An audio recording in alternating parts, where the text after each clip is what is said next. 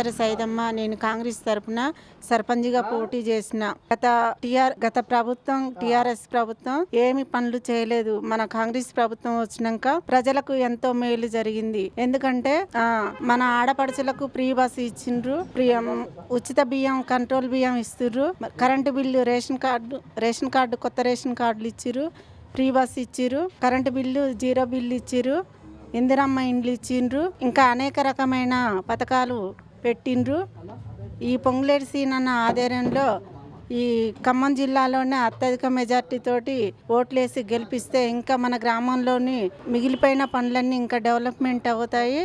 మన గ్రామం ఈ నిధులతో పాటు పొంగులేటి సీనన్న సొంత డబ్బులతోటి మన గ్రామంలో ఉన్న ప్రతి పేదవాళ్ళకు కూడా అనేక రకాలైన గ్రామంలో ఉన్న డెవలప్మెంట్ కొరకు ఉపయోగించినాడు. ఈ రోజు ఓట్లతో అత్యధిక మెజార్టీతో నన్ను గెలిపిస్తే ఇంకా మిగిలిపోయిన పనులన్నీ, గ్రామంలో ఉన్న మిగిలిపోయిన పనులన్నీ నేను పొంగులేటి సీనన్న ఆధారంలో ఉండి నేను గ్రామానికి ప్రజలకు వాళ్ళ మాటకు విలువిచ్చి వాళ్లకు మిగిలిపోయిన పనులన్నీ నేను చేసి పెడతానని మీ అందరికి హామీ ఇస్తున్నాను. ఏ టైంలో అయినా మీకు ప్రజలకు నేను అందుబాటులో ఉంటాను. మీరు చెప్పిన పనులన్నీ నేను చేసి పెడతాను.